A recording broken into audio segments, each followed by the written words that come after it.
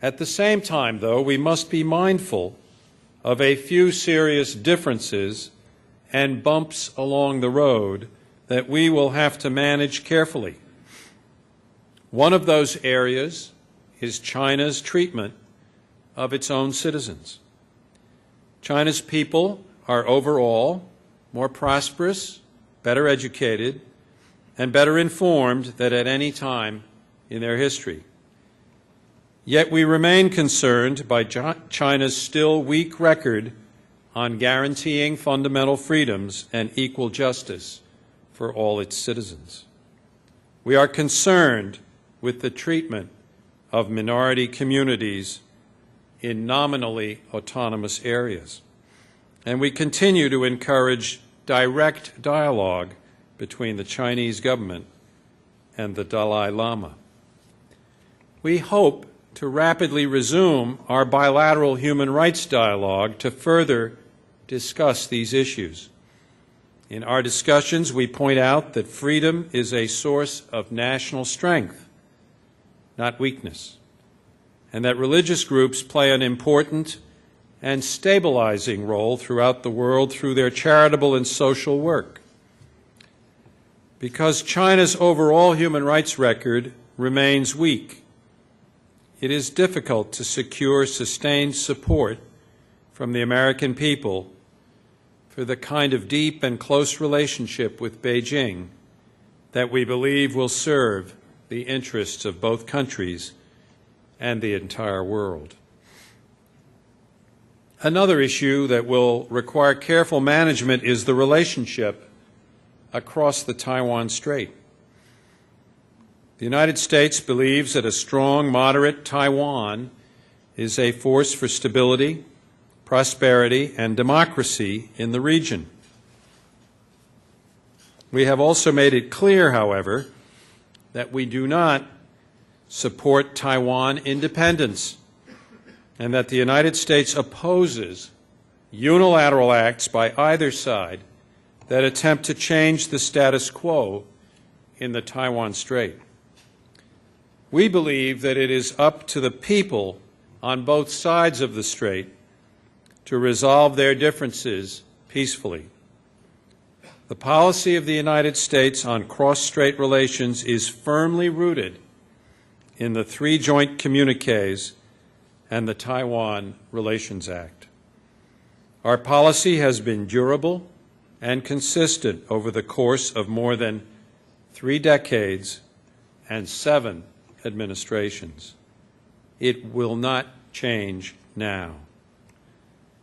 Even as we express our opposition to certain political initiatives by Taiwan, we remain concerned about the growing arsenal of missiles and other Chinese military systems arrayed against Taiwan.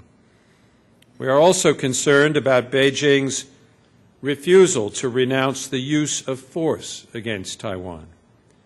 We have communicated to the Chinese that their buildup of coercive capability across from Taiwan runs counter to their stated commitment to peaceful settlement of cross-strait differences. It is a destabilizing factor in cross-strait relations. It is also unhelpful when Beijing attempts to place conditions on and limit Taiwan participation in international organizations where statehood is not a requirement. Beijing's deployments opposite Taiwan and its fast-paced military modernization raise broader concerns about Beijing's opaque military objectives.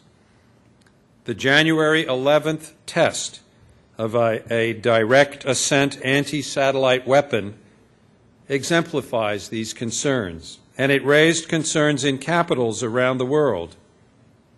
Increased openness about its military budget, doctrine, and intentions would do much to allay our concerns and the concerns of China's neighbors.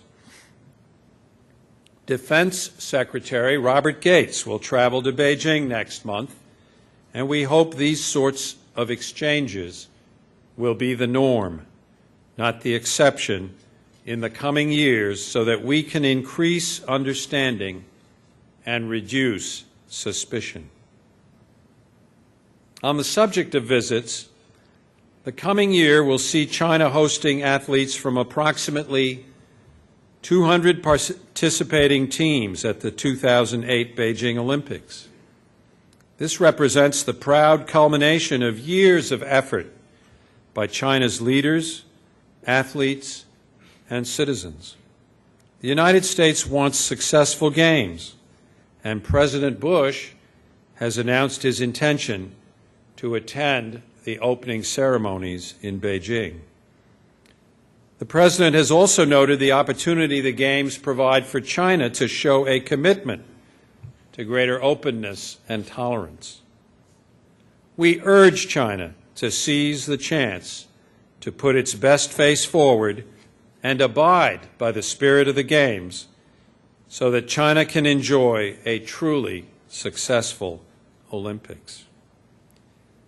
Ladies and gentlemen, never in our shared history have the United States and China been so deeply engaged together, working together on a wider scope of global issues. We seek to use this historic level of engagement to help shape China's choices. We want to encourage China to act as a responsible and stabilizing influence in international affairs, not just in the East Asia region, but around the world. We do not approach United States-China relations as a zero-sum game. To the contrary, we actively invite China to play a larger role on the international stage to ensure stability and prosperity long into the future by confronting global challenges together. The course of United States-China relations over the past 3.5 decades has certainly outstripped the expectations we held back in that fateful year of 1972. In this common effort, I am proud to have had the opportunity to play a part.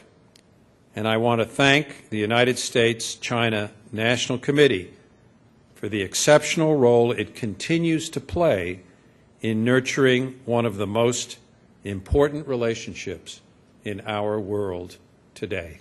Thank you very much.